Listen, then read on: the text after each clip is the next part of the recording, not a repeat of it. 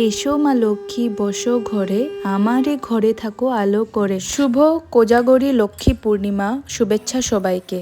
तो मेरी फैमिली भी लक्ष्मी पूजा की तैयारी में लग चुकी थी। मम्मी पापा मैं और दादी हम लोग लड्डू बनाने के लिए तैयारी शुरू कर देते हैं। मम्मी मैं दादी मूढ़ी के लड्डू बनाते हैं क्योंकि लक्ष्मी पूजा में मूढ़ी के लड्डू, नारियल के लड्डू, खोए के लड्डू, तिल के लड्डू, ये सब लड्डू चढ़ाना बहुत ज़रूरी होता है।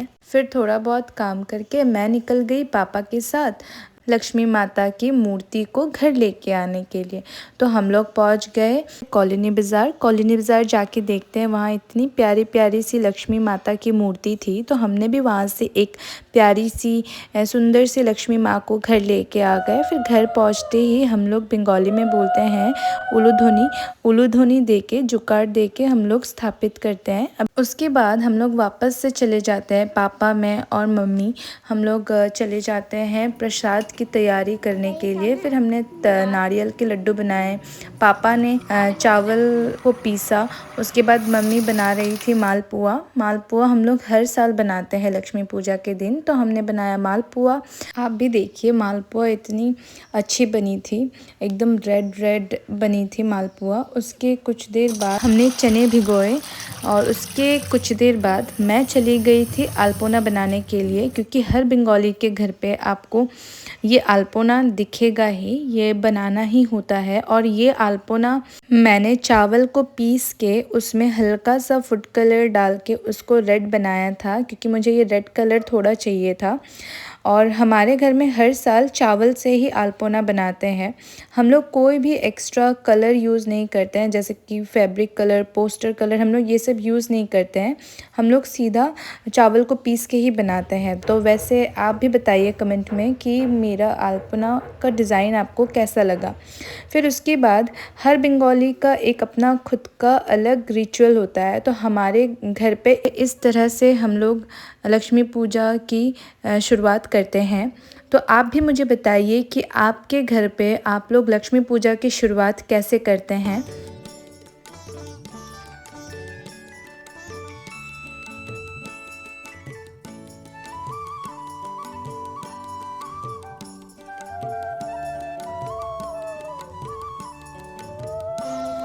और लक्ष्मी पूजा का व्रत मैंने भी रखा था, तो मैं चली गई तैयार होने के लिए। मम्मी ने बोला कि जाओ तुम जाके पहले तैयार हो जाओ, तो मैं चली गई। सबसे पहले जाके मैंने आलता लगाया, फिर मैं साड़ी पहन के नीचे आ गई।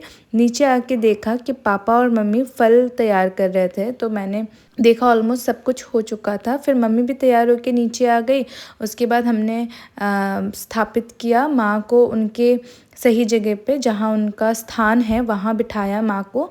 फिर उसके बाद हमने पूजा की तैयारी शुरू कर दी, क्योंकि इस साल पूजा का लग्न था 8:40 को। तो हमने धीरे धीरे करके दिया जलाना, फूल सजाना, भगवान जी के सामने प्रसाद को भोग के रूप में चढ़ाना, तो इसी तरह हमने तैयारी शुरू कर दी थी।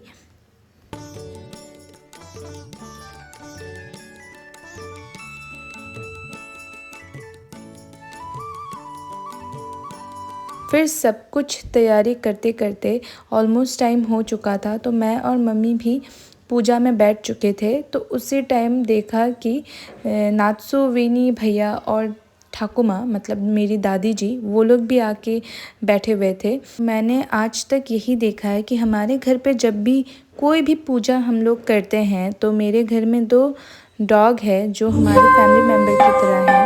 वो लोग हमेशा वो लोग आके पूजा घर के थोड़ी दूर पे बैठे रहते हैं, और हमेशा जब तक पूजा ख़त्म नहीं होता वो लोग भी वेट करते हैं प्रसाद खाने का। तो क्या आपके घर पे भी ऐसा होता है? अगर होता है तो प्लीज़ मुझे कमेंट पे बताएं। और जैसे ही पूजा ख़त्म हुआ कुछ देर बाद हमने प्रसाद दिया सबको। घर में जितने भी लोग थे, पापा, मम्मी, दादी, भैया, नात्सु विनी, और साथ ही में मैंने भी थोड़ा प्रसाद लिया और अपना व्रत तोड़ा।